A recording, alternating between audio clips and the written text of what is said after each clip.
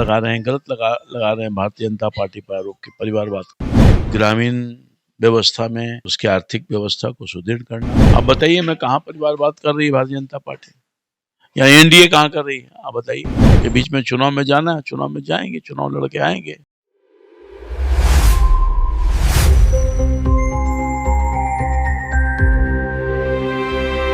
नमस्कार, आप देख रहे हैं न्यूज़ पीआर। मैं हूं तृप्ति आपके साथ। हमारे साथ अभी बिहार सरकार के मंत्री रामकृपाल यादव हैं, जिनसे भी हम लोग बातचीत करेंगे। सर, आपको दोबारा मंत्री बनने का सौभाग्य मिला है, क्या कुछ कहिएगा? मैं आभार व्यक्त करना चाहता हूँ अपने माननीय प्रधानमंत्री जी का, माननीय राष्ट्रीय अध्यक्ष नितिन नवीन जी का, माननीय अमित शाह जी का, माननीय मुख्यमंत्री जी का, अपने प्रदेश के अध्यक्ष जी का, सभी नेतृत्व का जो राज्य के हैं और केंद्र, जिनके आशीर्वाद से मैं पुनः बिहार सरकार में मंत्री काम करूंगा।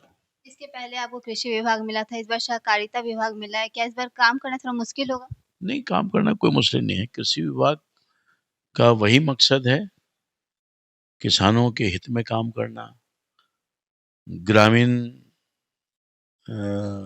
व्यवस्था में उसकी आर्थिक व्यवस्था को सुदृढ़ करना, और मोटे तौर पर सहकारिता विभाग में यही है कि ग्रामीण अर्थव्यवस्था को दुरुस्त करना है के माध्यम से, रोजगार के अवसर देना है, और चाहे महिला हो पुरुष हो उनको रोजगार सृजन देना है। और यही कोऑपरेटिव का मूल उद्देश्य है, और इस उद्देश्य की पूर्ति के लिए कार्य प्रारंभ कर दिया हूँ। पदभार ग्रहण कर लिया कल जा करके, और लगातार हम प्रयास करेंगे सहकारिता विभाग के माध्यम से, जो दायित्व है सहकारिता का विभाग का, उस दायित्वों का निर्वहन करें और विकसित बिहार का सपना माननीय प्रधानमंत्री जी और माननीय मुख्यमंत्री जी सम्राट जी ने देखा है। उनके मार्गदर्शन में, माननीय मुख्यमंत्री के मार्गदर्शन में काम करेंगे और सहकारिता को जन तक पहुंचाएंगे और विकसित बिहार के सपनों को साकार करेंगे। मंत्रिमंडल के विस्तार के बाद विपक्ष लगातार परिवारवाद का आरोप लगा रही है। परिवारवाद भाजपा नहीं करती है, कोसों दूर है। ये जो विपक्ष के जो लोग हैं, अपने ढकने के लिए आरोप लगा रहे हैं, गलत लगा रहे हैं भारतीय जनता पार्टी पर आरोप की परिवारवाद। आप बताइए, मैं कहाँ परिवारवाद कर रही है भारतीय जनता पार्टी या एनडीए कहाँ कर रही है? आप बताइए। दीपक प्रकाश को लेकर के बोल रहे हैं, निशांत कुमार को लेकर के बोल रहे हैं कि बिना चुनाव लड़े इन लोगों को मंत्री बना दिया गया। चुनाव लड़ जाएंगे। कोई भी व्यक्ति को अधिकार प्राप्त है, कोई पहली दफा नहीं हुई है। कानूनी प्रावधान है कि आप 6 माह के लिए मंत्री पद पर बिना कोई पद पर रहे हुए, एमएलए रहे हुए आप रह सकते हैं, और 6 महीना के बीच में चुनाव में जाना है, चुनाव में जाएंगे, चुनाव लड़के आएंगे। जिस प्रकार से TRE-4 का कल अभ्यर्थी लोग प्रदर्शन करे थे, आंदोलन करे थे सड़क पर, उनके ऊपर लाठीचार्ज की गई। TRE-4 के विद्यार्थी कानून व्यवस्था में बाधा डाल रहे थे। अब आप आंदोलन करिए, कोई चिंता का विषय नहीं है, आपका अधिकार बनता है।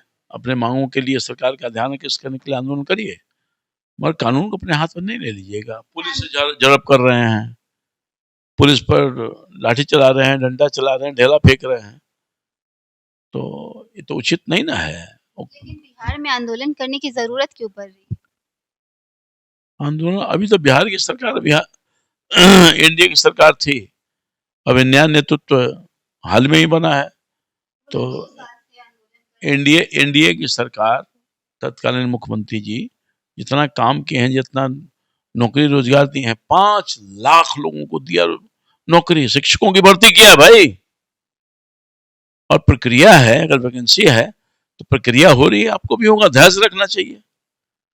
5 लाख लोगों को नौकरी दिया तो सब आंदोलन किए थे, तो नीतीश कुमार जी का वादा भी तो है, और वर्तमान सरकार उस पर अडिग है। पिछले बार जितनी नौकरी मिली थी उससे कई गुना अधिक नौकरी मिलेगी। 2024 से 2 साल से लगातार आंदोलन कर रहे हैं बस टीआरई 4 को लेकर के। ठीक है, आंदोलन करने का उनका संवैधानिक प्रावधान भी है, करते रहें, मगर सरकार अपनी सुविधा से ना रोजी रोजगार देगी, उसमें अर्थ लगता कि नहीं लगता है, अर्थ का व्यवस्था करना है, कई तरह की बातें होंगी, अड़चन होगी, सरकार